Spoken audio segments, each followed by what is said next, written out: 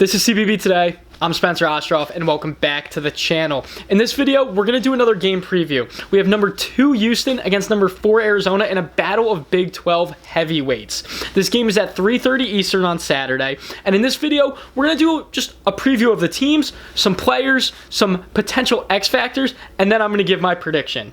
If you like these types of videos, hit that subscribe button. We are on the road to 500 subscribers. Without further ado, let's hop straight into the video. So let's start off with a team that we've talked about a lot this year, and for good reason, the Arizona Wildcats. They were ranked number 1 for basically the last 2 months, and then they slipped up a bit. We obviously saw they lost at Kansas, which no one faults them for. Kansas without Darren Peterson is still a very good team, and Fog Allen Fieldhouse is probably the toughest place to play in the country. But then you go back to Tucson, and you lose to Texas Tech.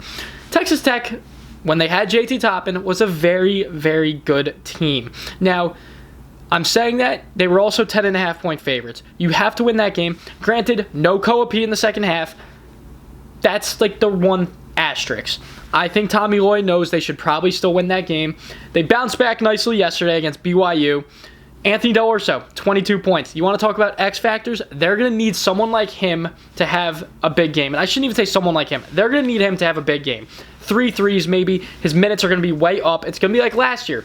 He started for them last year. He started on the bench halfway through the year, moved into the starting lineup, and never looked back. He made multiple big shots in the NCAA tournament. They're going to need that out of him on Saturday against Houston.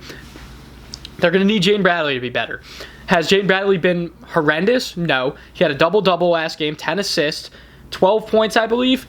But they're going to need, just more, better defense.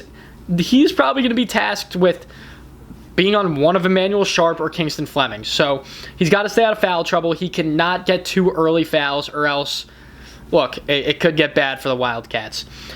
Braden Burries, obviously, he's their leading scorer. He averages 15.5 points per game. He shoots 37.6% from beyond the arc. He has really come into his own. He's looking like he's going to be a potential lottery pick, surefire top 20, top 22 pick in that area.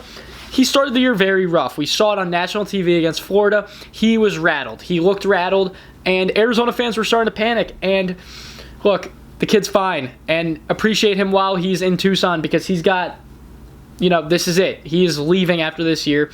And yeah, no Koa Pete this weekend, no Dwayne Aristode. That is big. They're going to need big minutes from City Gay. You probably don't know who that is unless you're an Arizona fan. He has not played much this year at all. He played yesterday against BYU. He gave them good minutes. He is he's a rim runner. He's a big man. He can block a few shots, but he clearly wasn't in the plans for this year. He was more of a long-term piece for Tommy Lloyd. Well, he's getting thrown into the fire against JoJo Tugler and Chris Senack. So we'll see how he does with that. Obviously, Ivan Karchenkov's been great. Mo Krivas has been one of the most underrated players in the country. People don't talk about him much, but he's one of the best shot blockers.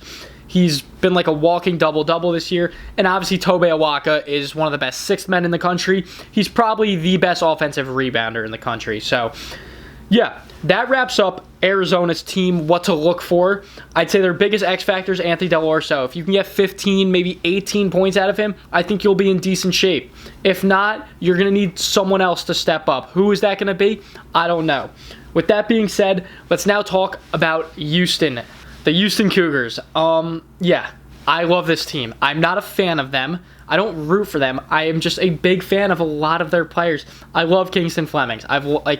Ever since I watched him for the first time back in November, I was like, how is this kid not a McDonald's All-American? He's averaging 16.6 points per game, 5.3 assists. He shoots 38.7% from beyond the arc. He plays good defense. He's a freak athlete. He can rise up from anywhere. He is so much fun to watch. I'm very, very excited to see him match up against Jaden Bradley and Braden Burries. Obviously, you also have the 2 veterans. You have Emmanuel Sharp, who is one of the best 3 and D players in the country. He is a quiet, good defender. People think Emmanuel Sharp, they think about the guy that can pull up from 5 feet behind the three-point line. He will also defend. Milo Suzan, not having the greatest year. He's averaging 11.2 points per game, 4.1 assists, and he is shooting only 33.1% from beyond the arc. But he's been there before. It's Milo Suzan. He played in the national championship last year, was a big part of that team. So You obviously still have to watch out for him. That three-headed snake in their backcourt is just insane. They're up there with, the best backcourts in the country. You could argue they are the best backcourt in the country. Now let's talk about their front court. JoJo Tugler, one of the best defenders in the country. He'll block shots, he'll rebound, he'll do the dirty work. Is he Juwan Roberts? No. It's hard to ask for him to be Juwan Roberts. Is he still really, really good and really impactful? Yeah. Chris Senack, another freshman, another guy who's probably going to go in the top 20 to 22 picks in the NBA draft. He's coming into his own. He's averaging 9.5 points per game. And look, does he struggle sometimes still? Yeah. If he can fully put it together and have a few big offensive performances down the stretch, then Houston is just, the best way to put it is they will be a force to be reckoned with in March. I see them basically walking teams down. I see them going straight to the Final Four. And a little thing that people might not realize, I know Houston fans know this, if Houston ends up in the South region, which there's a good chance that happens, the Sweet 16 and the Elite 8 are in Houston. So, at the Toyota Center. So that is something to keep an eye out for come March.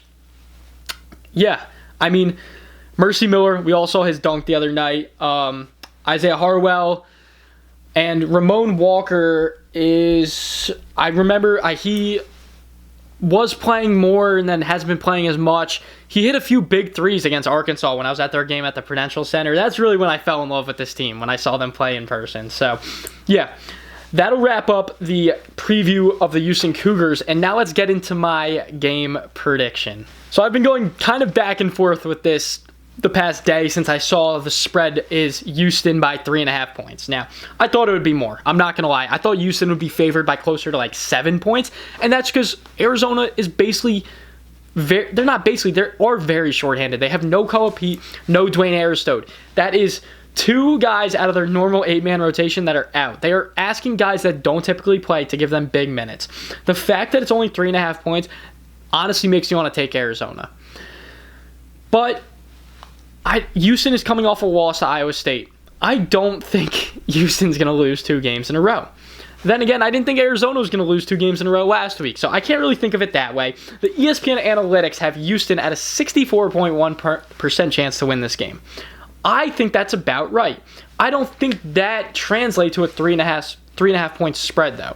My original thought before the spread came out, when Koa Pete was ruled out, all that, I thought, okay, Houston wins 81-66. That was my prediction. I thought their defense would clamp Zona up, hold them to, not the best game. So, yeah, it being 3.5 points, I think Houston still wins. I think Arizona covers, though. I think Houston wins by 1 to 3 points. I think it's going to be 74-72. That's my final guess. For the Michigan... What I say for the Michigan game? 77-68, something like that. For this game, give me 74-72. 2 good games, a potential Final Four preview, some are saying. Right now, these are the 4-1 seeds. They're the top 4 teams in the AP poll, 4 of the top 5 teams in KenPom, and they are the projected 4-1 seeds. So this is something that does not happen often. We must appreciate it. This is why college basketball is the best sport in the world. And yeah, I will be at the Michigan-Duke game. I will be watching this on TV prior to that, though. And yeah, I hope both games are really good, because I've been looking forward to this all week, and I just don't want it to be a letdown. I feel like that ends up happening sometimes when games are this big and this anticipated, but look, we'll see. I just want 2 competitive games. So, yeah. That'll wrap up the game preview and my game prediction. I hope you guys enjoyed this. I don't do many previews, but I honestly like doing them because I like being able to go back and see if my predictions were right, and also just, go through all the players and who to look out for. So yeah, I hope you guys enjoyed this. Make sure to follow CBB Today on Twitter and YouTube, because I'm going to have tons of content coming out for my trip down to Washington, D.C. for Duke versus Michigan. Also, subscribe to the YouTube if you haven't already. We have tons of content coming out, and March Madness is just around the corner. We have an AP poll reaction coming out on Monday, and then my Washington, D.C. vlog coming out on Wednesday. I hope you guys enjoyed this video, and I will see you guys next time. CBB Today. Peace.